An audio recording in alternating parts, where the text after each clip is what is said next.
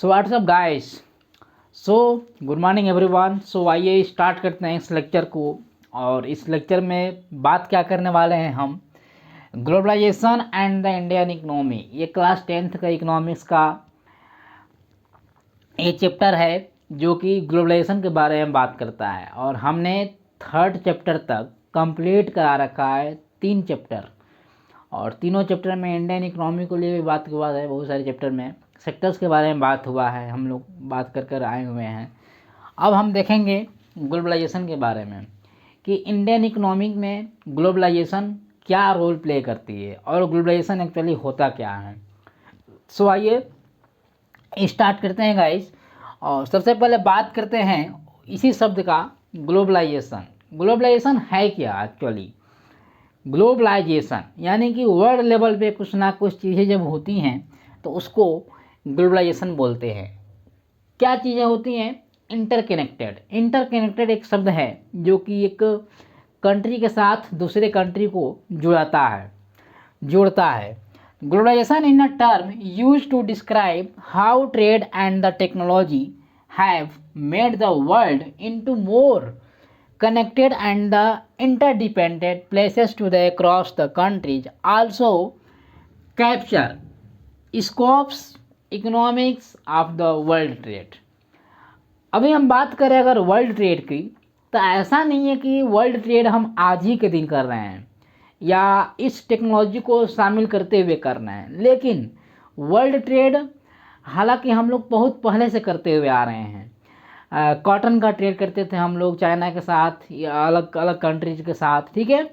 आज आप मल्टीनेशनल बहुत सारे कंपनी देख रहे हो, आप उस कंपनियों का हम लोग ट्रेड करते रहते हैं, गुड्स एंड मार्केट सर्विसेज का ट्रेड करते हैं। लेकिन ऐसा नहीं है कि हम आज ही के दिन आज के क्षेत्र में ही ट्रेड कर रहे हैं।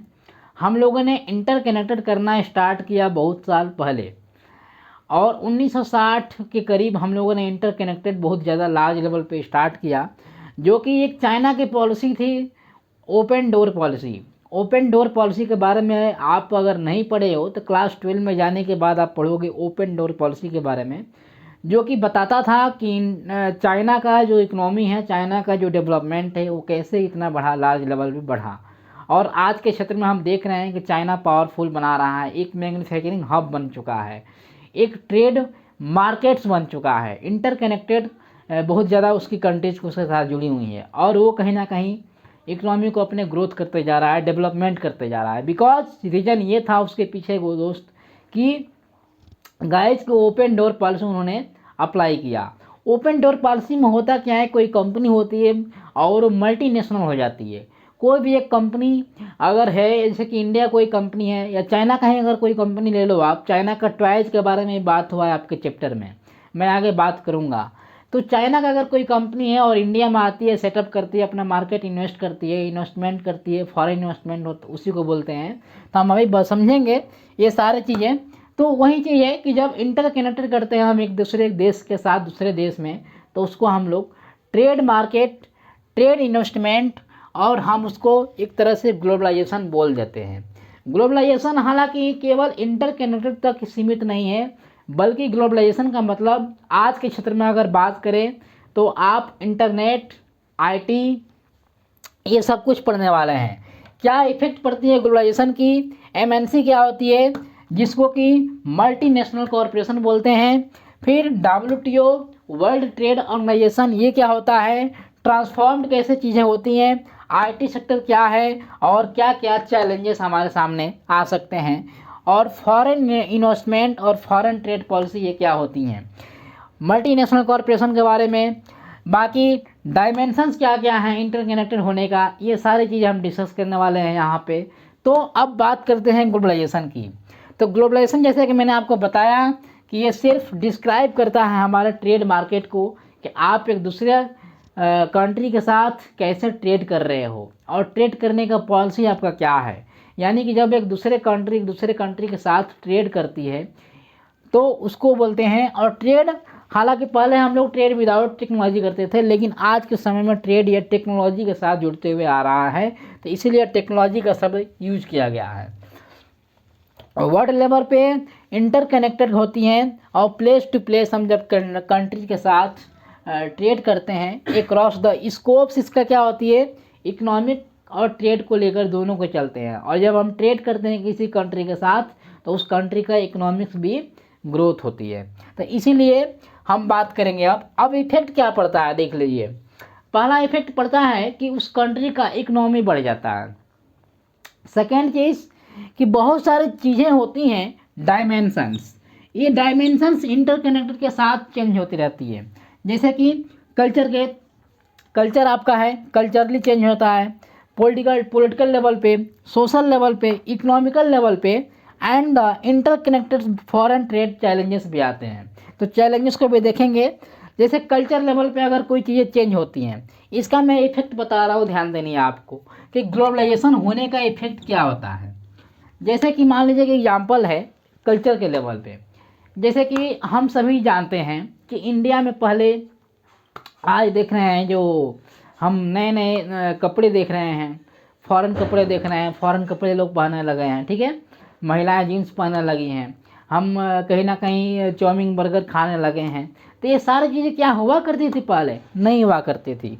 और ये आई कैसे हमारे देश में, हमारे अगर कोई कल्चर नहीं है यहाँ का, तो वो कल्चर, अमेरिका का कल्चर इंडिया में कैसे आया, बिकॉज उसके पीछे रीजन यही था ग्लोबलाइजेशन का। जब ग्लोबलाइजेशन हुआ, लोग एक दूसरे को समझने लगे, जानने लगे, और ख़ास तौर इसमें रोल प्ले, सबसे ज़्यादा रोल प्ले किया कौन किया, टेक्नोलॉजी। टेक्नोलॉजी के माध्यम से हम सभी जान गए। अगर आज के समय में बात करें तो आज हमारा लेक्चर आप कहीं भी देख सकते हो बैठकर। यूएसए के लोग हमारा लेक्चर देखते हैं, पाकिस्तान के लोग हमारा लेक्चर देखते हैं। तो ये सारा चीज़ क्या हुआ, टेक्नोलॉजी के माध्यम से हो रहा है।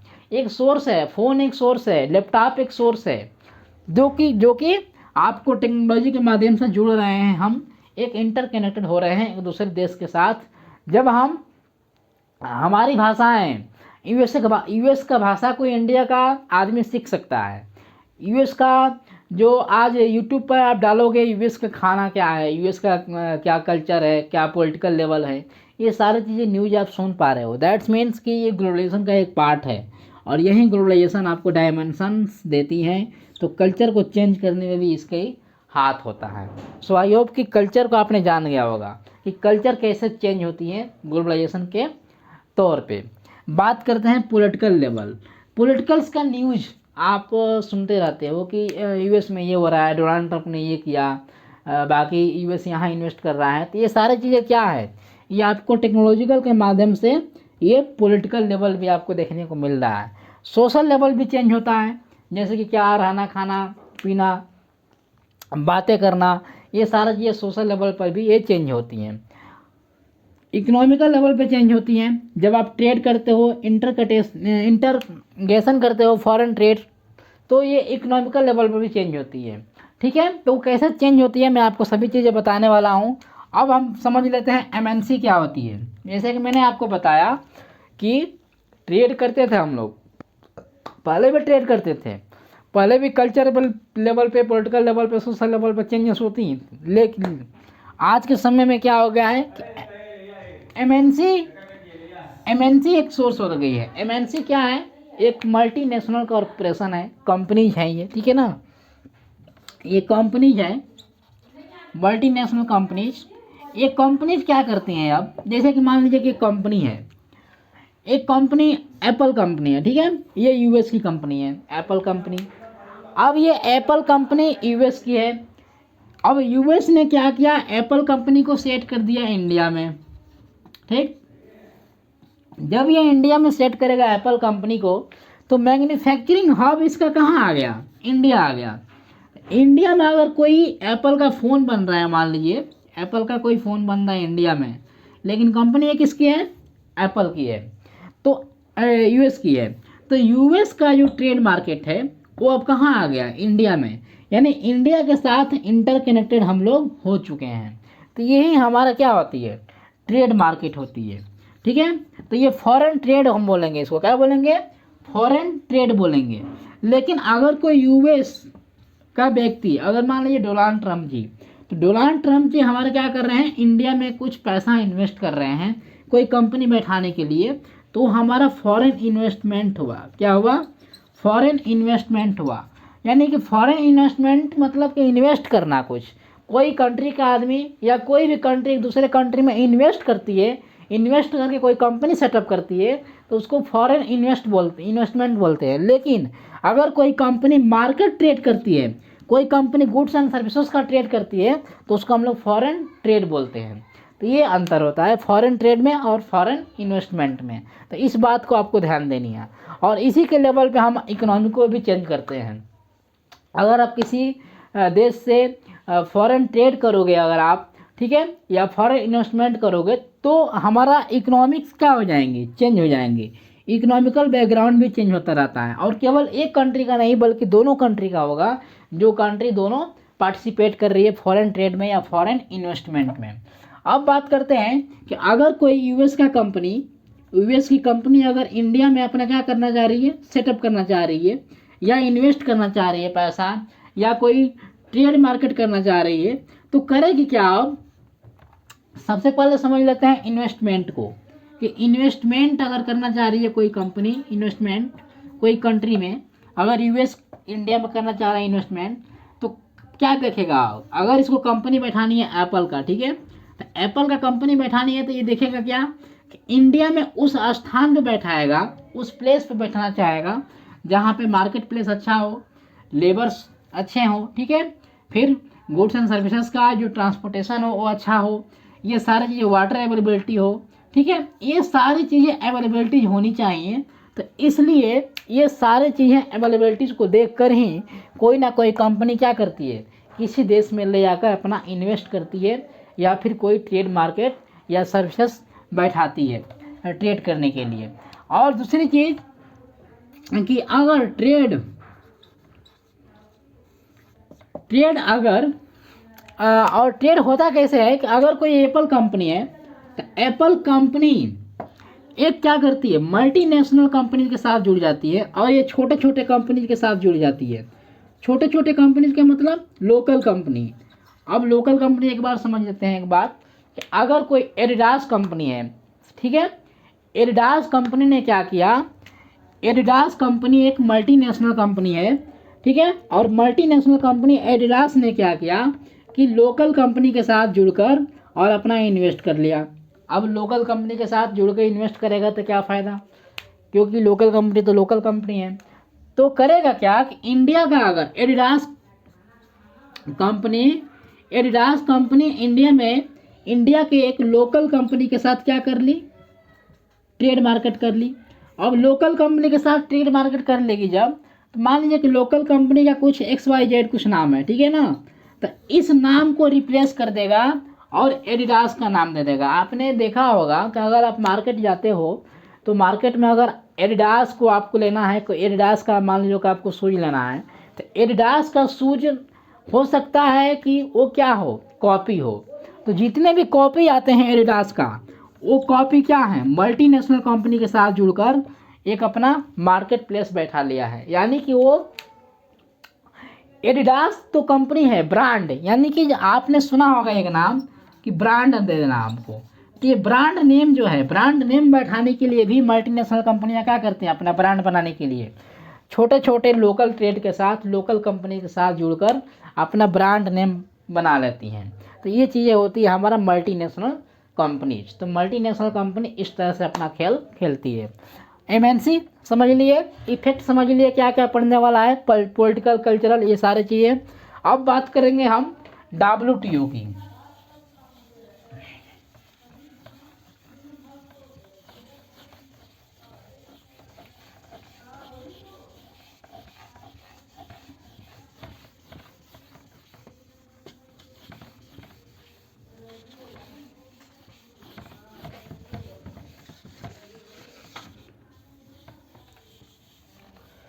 अब हम बात करते हैं गाइस WTO की, वर्ल्ड ट्रेड ऑर्गेनाइजेशन, ठीक है ना। वर्ल्ड ट्रेड ऑर्गेनाइजेशन जो है ये वर्ल्ड लेवल पे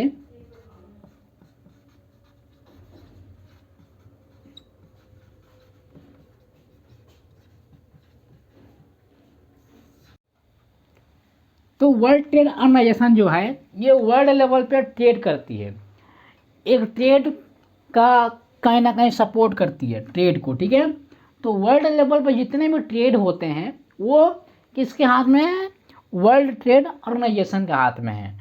WTO, WTO की बात करें तो WTO का पहले नाम WTO नहीं था।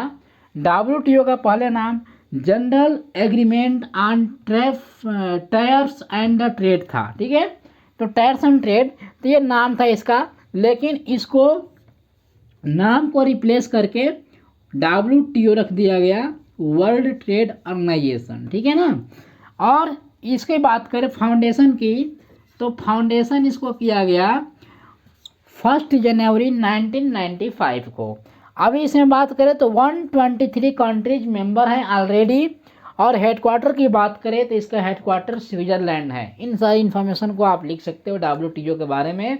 WTO करती क्या है कि WTO ट्रेड कराती है, ट्रेड को सपोर्ट करती है और सारे कंट्री को इंटरकनेक्टेड करने में ट्रेड को सपोर्ट करती है WTO।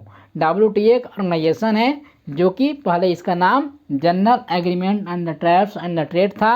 हेडक्वार्टर स्विट्ज़रलैंड में है। 123 कंट्रीज मेंबर हैं ऑलरेडी। 1995 1 जनवरी को ये फाउंड किया गया था। इंडिया कब जुड़ा? अगर बात करें तो इंडिया 1948 में इसका पार्ट बना।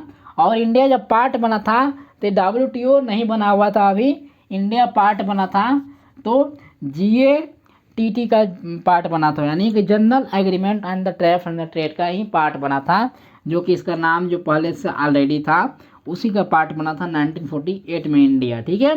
बाद में ये वर्ल्ड ट्रेड ऑर्गेनाइजेशन ये हमारा फिर आपको देखने को मिला नाम रिप्लेस करके। और ये करती क्या है तो वर्ल्ड लेवल पे इंटरकनेक्टेड करने में और सारे इकोनॉमिक्स को सपोर्ट करने में, ठीक है, हमारा ये काम करती है। सारे कंट्रीज को एक तरह से बांध कर चलती है, ठीक है ना, ट्रेड के लिए। अब बात करते हैं ट्रांसफॉर्म्ड की। ट्रांसफॉर्म क्या क्या होती हैं सारी चीज़ें। तो ट्रांसफॉर्म हमने आपको बताया कि ट्रांसफॉर्म हम पॉलिटिकल लेवल पे, सोशल लेवल पे, इकोनॉमिकल लेवल पे, इन सारी चीज़ों पे करते हैं, ठीक है। तो पॉलिटिकल लेवल पे मैंने आपको बताया कि पॉलिटिक्स की सारे न्यूज़ेज जो आती हैं आपके आते रहती हैं सामने, ठीक है, कहाँ पे कौन से मार्केट इन्वेस्ट कर रही है, कौन सा ट्रेड इन्वेस्ट हो रही है, ठीक है, ये सारी चीज़ें फॉरेन पॉलिसी के बारे में। बाकी मैंने आपको बताया कि सोशल लेवल पे हम कहीं ना कहीं चेंज हो गए हैं, हमारी लैंग्वेज, हमारी भाषा, हमारी बोलचाल, हमारा जो रहन सहन है, ये सारी चीज़ें, खाना पीना भी चेंज हो गया है। तो ये सारा चीज़ें चेंज होता रहता है। तो इसी को हम लोग क्या बोलते हैं? ट्रांसफॉर्म्ड। और इसी को हम लोग एक तरह से रेगुलेशन भी बोल सकते हैं कि ग्लोबलाइजेशन लेवल में रेगुलेशन देखने को मिलता है। IT सेक्टर क्या है? तो IT सेक्टर इंफॉर्मेशन टेक्नोलॉजी बहुत बड़ा रोल प्ले करती है दोस्त। किसमें? इंफॉर्मेशन टेक्नोलॉजी, IT सेक्टर ये बहुत बड़ा रोल प्ले किया किसमें? ग्लोबलाइजेशन में। और ग्लोबलाइजेशन में इंफॉर्मेशन टेक्नोलॉजी के तरीके से ही जरिए ही हम आज इतना सब कुछ चेंज कर चुके हैं। अगर कोई भी कंट्री ट्रेड करती है तो सबसे पहले उसका इंफॉर्मेशन लेती है किसके लिए? अगर मैंने जैसे बताया आपको कि अगर कोई कंपनी है इंडिया में ट्रेड करना चाहती है, इंडिया में इन्वेस्ट करना चाहती है अपना पैसा, तो सबसे पहले देखेगी इंडिया का बैकग्राउंड क्या है, इंडिया किस पोजीशन पे है, इंडिया का इंडेक्स क्या है, ये सारी चीज़ें लिस्ट देखेंगे। इंडिया में क्या है, लेबर की कमी तो नहीं है, इंडिया में कहीं अवेलेबिलिटीज़ की कमी तो नहीं है, ठीक है, अकोमोडेशन तो सही है, ये सारी चीज़ें देखने का काम तो ये कौन बताएगा? ये इन्फॉर्मेशन कौन देगा? Information technology. और टेक्नोलॉजी के माध्यम से ही हम सब कुछ जान पाते हैं। और आज के समय में जो आप फ़ोन में देख रहे हो हमको, ये भी एक IT का पार्ट है, ठीक है। तो इन सारी चीज़ों को आप देख सकते हो। तो ये IT सेक्टर भी हमारा बहुत बड़ा रोल प्ले किया है हमारे ग्लोबलाइजेशन में, ठीक है ना। चैलेंजेस क्या क्या हैं? तो एक तो चैलेंजेस क्या है आप समझ लो, निगेटिविटी भी होती है कोई ना कोई चीज़ों के। अगर कोई चीज़ सही है, जैसे कि मान लो कि ग्लोबलाइजेशन सही है, तो हम अपने इकोनॉमिक्स को बढ़ा सकते हैं, अपना ट्रेड को बढ़ा सकते हैं, ठीक है, इन्वेस्ट कर सकते हैं एक दूसरे देश में जाकर दूसरे देश। लेकिन इसका कुछ निगेटिव फैक्ट भी है। और निगेटिव फैक्ट में आप इसको चैलेंजेस बोल सकते हो। क्या क्या चैलेंज आ सकता है? तो अगर कोई मान लीजिए कि यूएस की कंपनी है, ठीक है ना, यूएस की कंपनी इंडिया आ गई, तो इंडिया में जब यूएस की कंपनी आई तो ऐसा नहीं है कि सही रहेगा। अगर यूएस की कंपनियां इंडिया में, हो सकता है कि इकोनॉमिक ग्रोथ हो जाए इंडिया की, लेकिन इंडिया के कंपनीज जो होती हैं, लोकल कंपनीज, इनके साथ कहीं ना कहीं चैलेंजेस फेस करने को मिलता है कि यूएस का कोई कंपनी आ गई, मान लीजिए कि मल्टीनेशनल कंपनी आ गई कोई यूएस की, तो मल्टीनेशनल कंपनी इतना ज़्यादा हावी हो जाएगी कि लोकल कंपनी जो है इंडिया की वो कम पड़ जाएंगी, उनके कंपेयर में लोकल कंपनीज को लोग मतलब भूल जाएंगे। ठीक है, तो ये चीज़ें चैलेंजेस आ जा सकती हैं। अब आगे अगर चाइना का एक एग्जाम्पल ले लें, तो चाइना में अगर कोई मान लीजिए कि गुड्स एंड सर्विसेज हैं, तो चाइना में गुड्स एंड सर्विसेज मान लीजिए कि 5 रुपये का है, इंडिया में ले आकर उसको मान लीजिए कि वो 6 रुपये का बेच रहा है, और इंडिया का वहीं कोई प्रोडक्ट है लोकल कंपनीज का जो कि 7 रुपये से लेकर 8 रुपये की है, तो क्या आप 7 रुपये वाला लेना पसंद करेंगे, 8 रुपये वाला, या 6 रुपये वाला लेना पसंद करेंगे? हालांकि आप 6 रुपये वाला लेंगे, क्यों? क्योंकि आपको सस्ता पड़ रहा है। तो इसी वजह से हमारी लोकल कंपनीज क्या हो जाती हैं, डूब जाती हैं, और हमारी कोई ऐसे कि हमारा कोई अलग कंट्री का कंपनी आकर, मल्टीनेशनल कंपनी आकर सपोर्ट प्रोवाइड कर देती है और अपना मार्केट प्लेस बैठा लेती है। तो ये चीज़ें, ये चैलेंजेस हमारे फेस करने पड़ते हैं, लेकिन इसको हमारी गवर्नमेंट अगर चाहे तो इस पॉलिसी को रोक सकता है। हमारी गवर्नमेंट अगर चाहे तो ये 6 वाले प्रोडक्ट को भी कहीं ना कहीं हाई क्वालिटी बढ़ाकर हमारे लोकल कंपनीज को सपोर्ट कर सकता है, मल्टीनेशनल को डाउन कर सकता है। कैसे? तो वो चीज़ें होती हैं कब, बैरियर्स के ऊपर कुछ बैरियर्स होते हैं, इसको ट्रेड बैरियर्स बोल सकते हो आप। तो ये ट्रेड बैरियर्स क्या होता है? ट्रेड बैरियर्स में ये होता है कि अगर कोई चाइना का कंपनी है, चाइना का टॉय मान लीजिए है, तो चाइना का टॉय अगर कोई 7 रुपये का इंडिया में आकर बिक रहा है, तो उसके ऊपर हमारी इंडिया कंपनी क्या करती है, चाइना का कंपनी कोई 7 रुपये का है कोई प्रोडक्ट, वो आकर इंडिया में बिक रहा है 7 रुपये का, तो हमारी कंपनी क्या करेगी, अब हमारी गवर्नमेंट क्या करेगी, उस चाइना के प्रोडक्ट के ऊपर 2 रुपये क्या लगा देगी, टैक्स लगा देगी, और जो 2 रुपये का टैक्स लगाएगी तो 9 रुपये का हो जाएगा। तो ये 9 रुपये का हो जाएगा, और कोई हमारे इंडिया का कोई प्रोडक्ट, सेम प्रोडक्ट है, तो उसको 7 रुपये कर देगी। यानी कि हमारे इंडिया का प्रोडक्ट इसके कंपेयर में क्या हो जाएगा, लो प्राइस का हो जाएगा। तो इसीलिए लोग अब लो प्राइस का हमारा इंडिया का ही ब्रांड लेना पसंद करेंगे, ना कि इसका। तो इस तरह से हम क्या लगा सकते हैं, ट्रेड बैरियर लगा सकते हैं, हमारी गवर्नमेंट लगा सकती है और हमारे इस चीज़ को बचा सकती है। हालांकि ये चीज़ें कभी काल नहीं हो पाती संभव। तो ये सारी चीज़ों को आपने समझा कि ये बैरियर्स क्या होते हैं, ट्रेड बैरियर्स क्या होते हैं, आईटी क्या सेक्टर क्या होता है, चैलेंजेस क्या हो सकता है, डब्ल्यूटीओ क्या होता है, एमएनसी क्या होती है, और ग्लोबलाइजेशन पे इफेक्ट क्या पड़ता है। इन सारी चीज़ों को समझें हम लोग, और अब जो आगे टॉपिक आने वाला है उसको समझेंगे नेक्स्ट लेक्चर में। ठीक है, धन्यवाद।